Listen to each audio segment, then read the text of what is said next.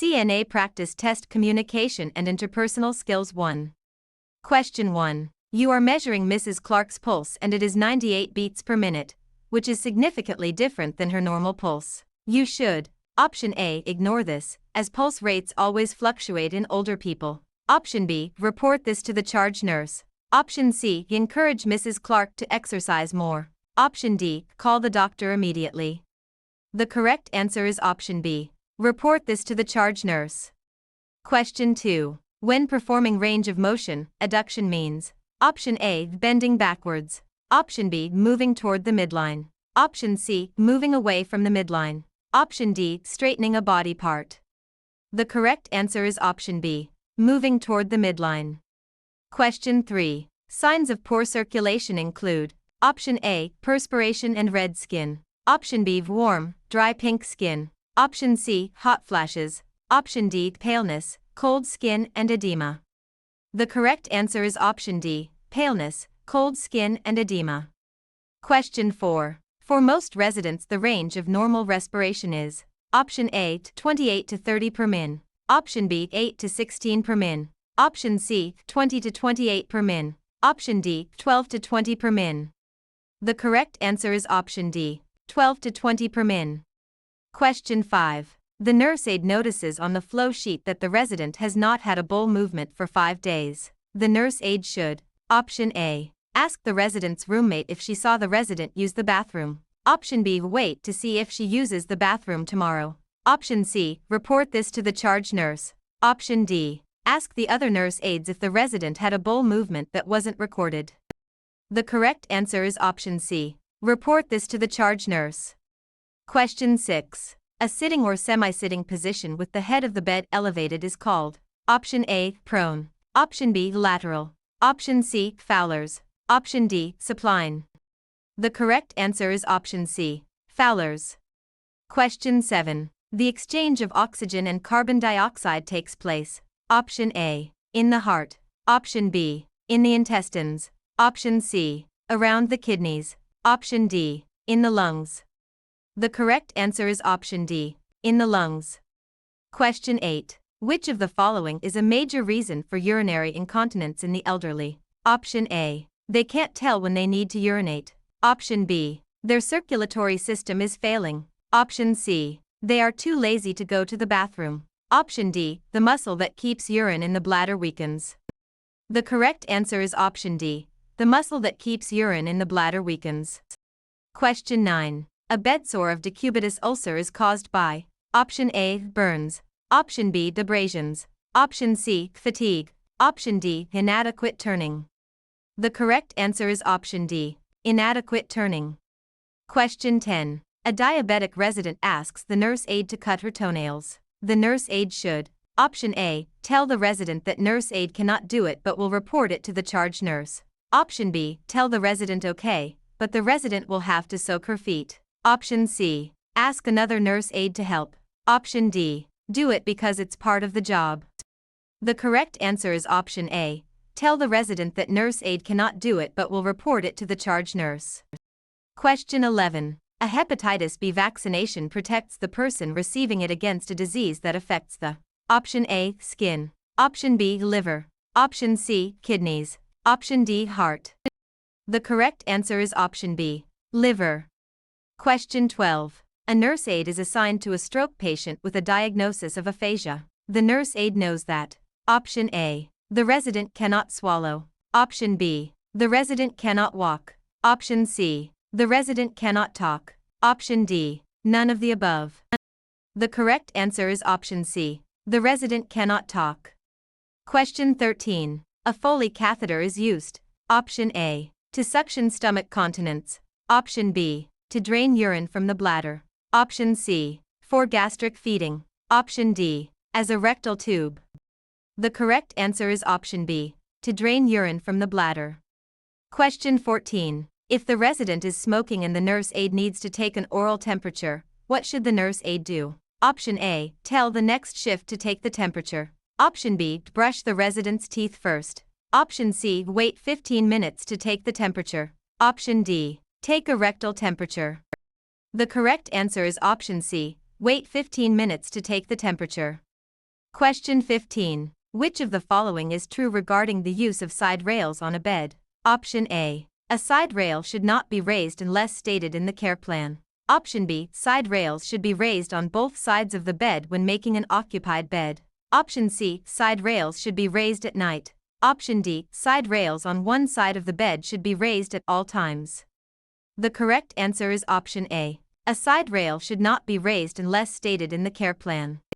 Question 16. Why should heat not be applied to a diabetic resident's feet? Option A. It makes diabetics' feet wrinkle. Option B. Diabetics have decreased sensitivity to heat. Option C. The feet have more oil glands. Option D. Their feet might get dirty. The correct answer is option B. Diabetics have decreased sensitivity to heat. Question 17. Strokes are seen in the elderly. A stroke occurs when: Option A. The heart fails. Option B. The brain is deprived of oxygen. Option C. The muscles die. Option D. The lungs fill with fluid. The correct answer is option B. The brain is deprived of oxygen. Question 18. Diabetes mellitus makes a resident more prone to develop: Option A. Fiber. Option B. Chills. Option C. Infection. Option D. Cancer. The correct answer is option C. Infection. Question 19. A hospice specializes in the care of people who are: Option A. Chronically ill. Option B. On Medicare. Option C. On Medicaid. Option D. Terminally ill. The correct answer is option D. Terminally ill. Question 20. There are two kinds of restraints: Option A. Belts and wristbands. Option B. Masks and goggles. Option C. Chemical and medication. Option D. A physical and chemical. The correct answer is option D. Physical and chemical. Question 21. When dry, hard stool fills the rectum and will not pass, it is called: Option A. Edema. Option B. Impaction. Option C. Atrophy. Option D. Incontinence. The correct answer is option B. Impaction. Question 22. A resident has had hip surgery. Her legs should be: Option A. Adducted. Option B. Elevated. Option C. Atrophy. Option D. Abducted. The correct answer is option D. Abducted. Question 23. A nursing assistant is helping a resident to walk. If the resident becomes faint and starts to fall, what should the nursing assistant do? Option A. Carry the resident back to bed and then go for help. Option B. Ease the resident to the floor and call for help. Option C. Hold the resident up and call for help. Option D. Hold the resident up and keep walking. The correct answer is option B. Ease the resident to the floor and call for help. Question 24. When ambulating an unsteady resident, it is best for the nursing aide to use a: Option A. Quad cane. Option B. Walker. Option C. Gait belt. Option D. Wheelchair. The correct answer is option C. Gait belt. Question 25. Which of the following is not true of residents with dementia? Option A. They are often frightened and anxious.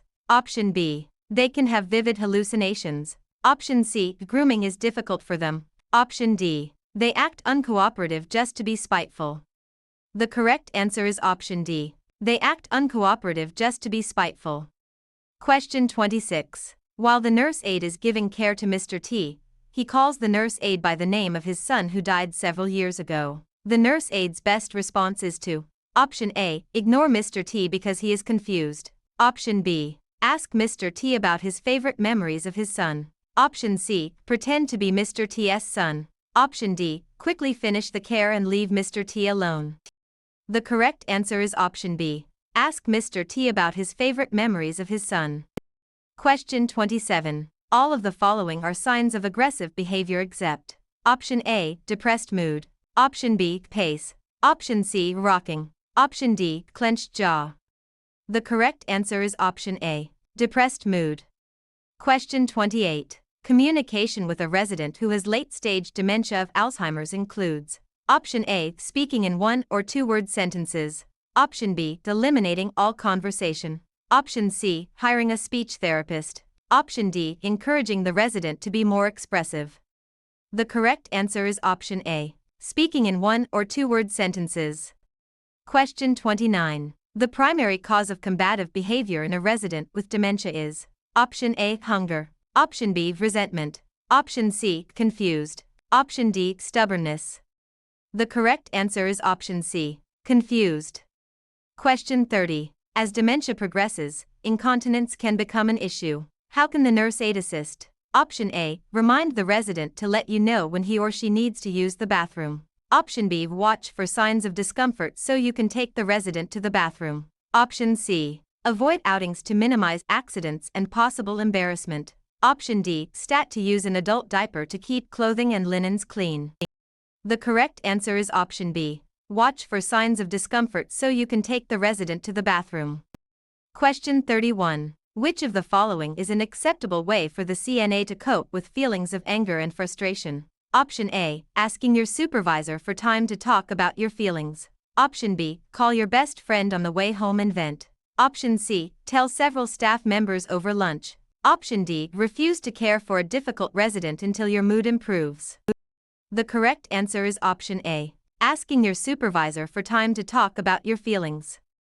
Question 32. How should you communicate with a resident who only speaks and understands a foreign language? Option A, ask the nurse for a different assignment. Option B, listen and say nothing. Option C, use picture boards and gestures. Option D, speak more slowly to increase understanding. The correct answer is option C, use picture boards and gestures.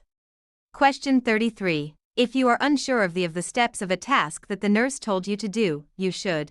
Option A, ask the resident how the task is usually done. Option B, ask another CNA to do the job so you don't get in trouble. Option C, do the best possible job and hope it is adequate. Option D, ask the nurse to clarify the instructions. The correct answer is option D, ask the nurse to clarify the instructions. Question 34. When communicating with a nonverbal resident, the nurse aide should do all of the following except. Option A, reaching the resident eye level for better interaction. Option B, remembering that nonverbal residents are often able to understand. Option C, asking the family if there are facial expressions or gestures that have meaning. Option D, provide routine care while assuming the resident has no way to communicate. The correct answer is option D, provide routine care while assuming the resident has no way to communicate. Question 35. An example of negative body language is: Option A, putting your hands on your hips. Option B, smiling and maintaining eye contact. Option C, touching the resident's shoulders as you're talking. Option D, leaning toward the resident to communicate. The correct answer is option A, putting your hands on your hips. Question 36. The most important reason for using soap and water to clean a resident's skin after elimination is: Option A, preventing soiling of the bed linens. Option B, keep the facility's linen costs down. Option C, remove feces and urine from the skin. Option D, help the client feel fresh and clean. The correct answer is option C, remove feces and urine from the skin. Question 37. Before helping a resident into a bath or shower, the nurse aide should first: Option A, apply a moisturizer to prevent dry skin. Option B, soak the client's feet. Option C, check the temperature of the water. Option D, shampoo the resident's hair. The correct answer is option C, check the temperature of the water. Question 38. The female perineum should be cleansed. Option A, with a disinfectant. Option B, from back to front. Option C, without soap. Option D, from front to back. The correct answer is option D, from front to back. Question 39. The patient's Bill of Rights includes: Option A, free medical care. Option B, access the laundry. Option C, freedom of choice. Option D, access to the medicine cart. The correct answer is option C, freedom of choice. Question 40. When giving care to a resident, the nurse aide should avoid unnecessary exposure of the client in order to protect the resident's right to: Option A, privacy. Option B, confidentiality. Option C, personal choice. Option D, personal hygiene. The correct answer is option A, privacy. Question 41. When assessing a resident in resolving a grievance, the nurse aide should report the grievance to: Option A, the resident's family. Option B, the charge nurse. Option C, the doctor. Option D, the administrator. The correct answer is option B, the charge nurse.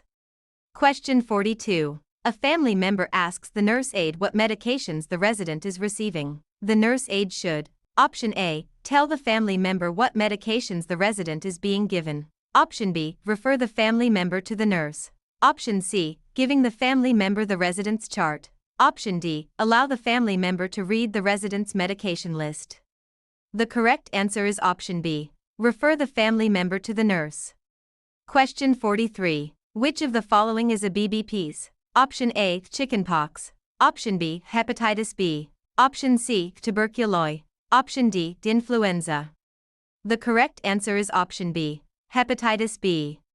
Question 44. A visitor holds a resident's hand and transmits C. diff to a resident. What is the mode of transition of the infections? Option A. Indirect. Option B. Airborne. Option C. Direct contact. Option D. Droplet. The correct answer is option C. Direct contact. Question 45. Which of the following is the correct sequence to remove PPE? Option A. Gown, gloves, face shield, mask. Option B. Gloves, face shield, gown, mask. Option C. Mask, face shield, gown, gloves. Option D. Gloves, gown, face shields, mask. The correct answer is option D. Gloves, gown, face shields, mask.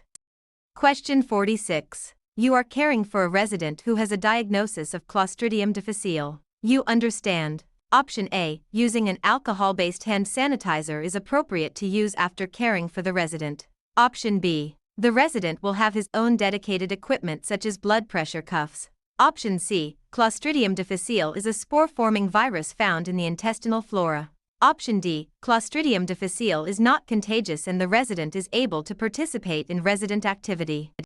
The correct answer is option B. The resident will have his own dedicated equipment such as blood pressure cuffs. Question 47. When caring for a resident who is hemorrhaging, you should. Option A. Stay with the resident and call for help. Option B. Use the principal's standard precautions. Option C. Apply direct pressure to the area. Option D. All of the above. The correct answer is option D. All of the above. Question 48. When a seizure occurs, what should you do? Option A. Leave the resident and run for help. Option B. Place fingers in their mouth to prevent choking. Option C. Restrain the resident to prevent injury. Option D. Move objects away from them which may cause injury. The correct answer is option D. Move objects away from them which may cause injury. Question 49. Mouth care should be given to an unconscious resident. Option A. Every 2 hours. Option B. Every shift. Option C. At bedtime. Option D. Once a day. The correct answer is option A. Every 2 hours.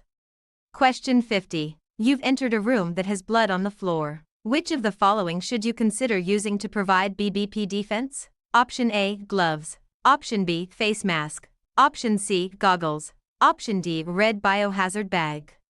The correct answer is option A. Gloves.